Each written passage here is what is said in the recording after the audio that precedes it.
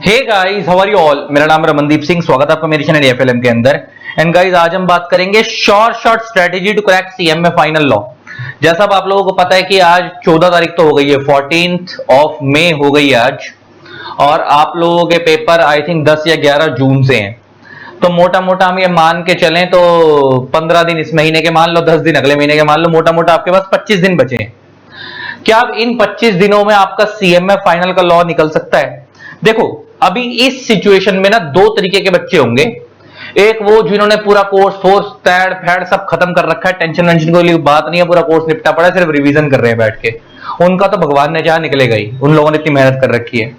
कुछ वो वाले बच्चे होंगे जिन लोगों ने 12 महीने पढ़ाई नहीं करी, मुंह उठाकर अब आया पढ़ने। या कुछ वो वाले बच्चे होंगे जिनको बेचारों को ऑफिस से छुट्टी नहीं मिलती थी, उस टाइम पे हल्के में ले लिया, अब एग्जाम उनको हल्के में ले रहे हैं। तो 25 दिन में निकालना डिफिकल्ट है बट नॉट इम्पॉसिबल। इम्पॉसिबल नहीं है लेकिन डिफिकल्ट तो है। मैं उन लोगों के एंगल से बात कर रहा हूं जिन लोगों ने बुक उठाई नहीं है या आधा अधूरा पढ़ रखा अभी तक।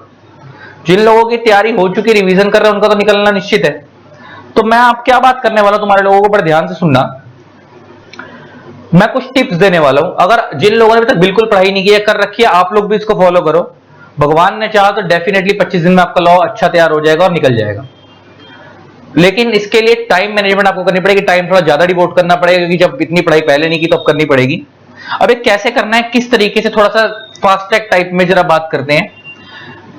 देखो, सबसे पहले तो लॉ ऐसी चीज है कि वो प्लेन इंग्लिश नहीं है कि आपको रीडिंग करते ही काम हो जाएगा, आपको कंसेप्चुअल क्लैरिटी होनी जरूरी है। अगर लॉ अभी तक नहीं पढ़ रखा है और आप फर्स्ट टाइम पढ़ने जा रहे हो तो आप हमारे मैराथन जरूर देखो। मैराथन मैंने ऑलरेडी यूट्यूब पे अपलोड कर रखे हैं। ऑल्दो मैराथन इसलिए बनाए जाते हैं कि बच्चे ने अगर कोर्स खत्म कर रखा है तो वो रिवीजन करे, लेकिन हमारे मैराथन इस तरीके से रेडी किए गए हैं कि अगर आपको लॉ नहीं भी आता है और आप फर्स्ट टाइम भी उसको देख रहे हो तो आपको समझ आएगा।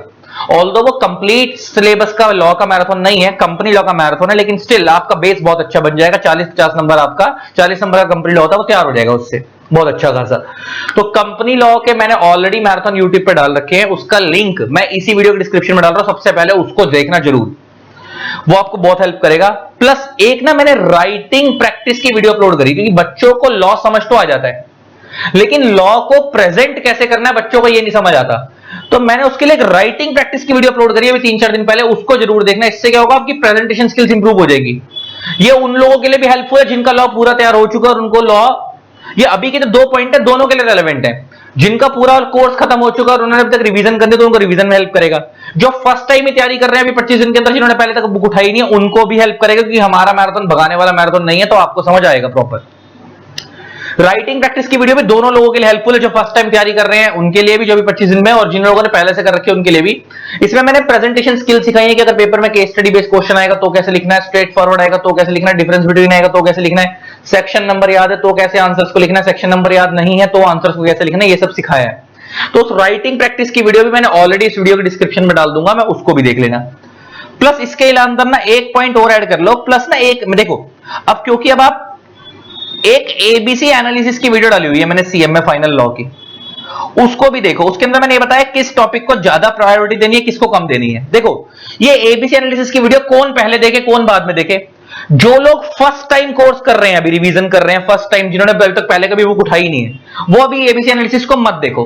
क्योंकि एबीसी एनालिसिस मैंने कुछ इस तरीके से वीडियो बनाई है कि पहले आगे के टॉपिक को करना है, फिर पीछे को करना है, शफल कर करके बताया उसमें किस तरीके से आपको टॉपिक को लेकर चलना है। लेकिन जो फर्स्ट टाइम बंदा कोर्स उठा रहा है, अभी 25 सीजन में अभी तैयारी करेगा, उसको एबीसी एनालिसिस के अकॉर्डिंग चलेगा तो टॉपिक की लिंकिंग तो समझ आएगी नहीं, वो मुंह उठाकर ऊपर नीचे लगा रहेगा, उसको पल्ले कुछ नहीं पड़ेगा। तो जो फर्स्ट टाइम, अभी बंदा फर्स्ट टाइम इस 25 सीजन में तैयारी कर रहा है, आप पहले एबीसी एनालिसिस मत करो, आप पहले कंसेप्चुअल क्लैरिटी वाली के लिए मैराथन देखो, आप राइटिंग प्रैक्टिस की वीडियो देखो, उसके बाद आप एबीसी एनालिसिस की वीडियो देखना।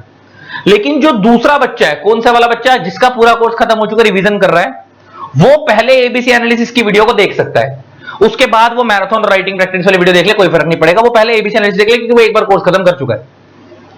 लेकिन जो इसका आखिरी महीना बचा हुआ, जब इसी महीने में तैयारी कर रहा है, वो पहले एबीसी एनालिसिस वाली वीडियो ना देखे, वो पहले मैराथन देखे, राइटिंग प्रैक्टिस देखे, देन एबीसी एनालिसिस देखे। और जिसका पहले से कोर्स हो चुका, वो पहले एबीसी एनालिसिस वाली वीडियो देख ले, देन मैराथन देख ले, देन राइटिंग प्रैक्टिस देख ले। ये हो गई बात खत्म। अच्छा, इस एबीसी एनालिसिस वीडियो का लिंक भी मैंने ऑलरेडी यूट्यूब पे डाल रखा है, उसका लिंक भी मैं इसी वीडियो के डिस्क्रिप्शन में डाल दूंगा। प्लस अब आपको क्या करना है, मल्टीपल रिविजन करनी है। देखो ये उन लोगों के लिए वाला पॉइंट रेलेवेंट नहीं है जो भी 25 दिन में तैयारी करनी है, उनका तो अभी एक बार से कोर्स खत्म हो जाए ढंग से, वही बहुत बड़ी बात है।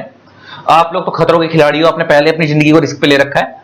ये उन लोगों के लिए मैं बात कर रहा हूं मल्टीपल रिवीजन, जिनका पहले से कोर्स खत्म हो चुका है। तो आपकी अब कोशिश ये होनी चाहिए कि अब इन दिनों में आपकी 2 रिवीजन और हो जाए। 2 रिवीजन कैसी?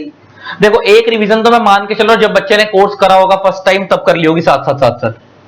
दूसरी रिवीजन बच्चे ने अब करनी है जो बहुत डिटेल में करनी है, मतलब पूरे कोर्स को डिटेल में पढ़ना है। फिर तीसरी रिवीजन वो तब करेगा जब पहला पेपर लॉक होता है, उससे पहले 3 दिन लगाकर ढंग से उसको रिवाइज करेगा।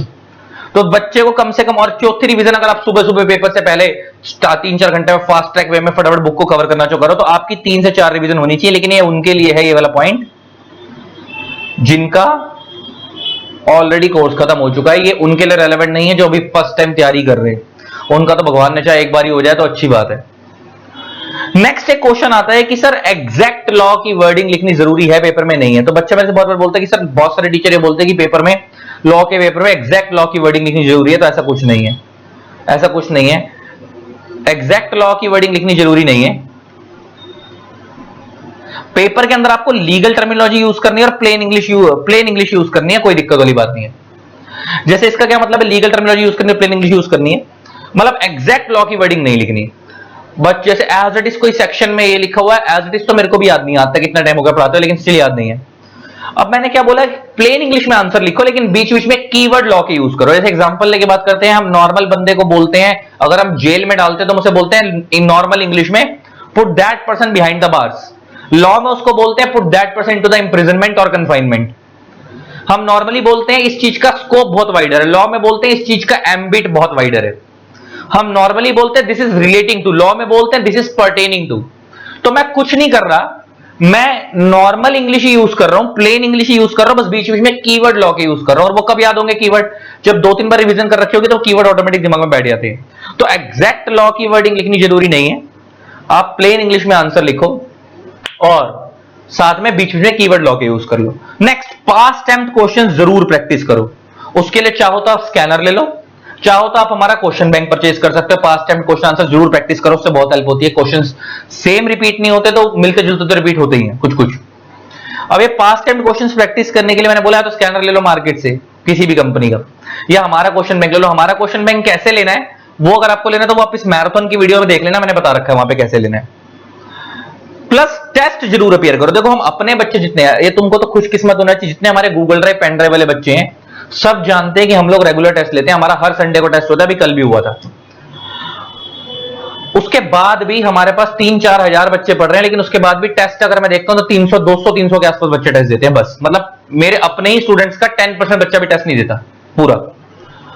तो बाहर वालों की तो बात छोड़ दो।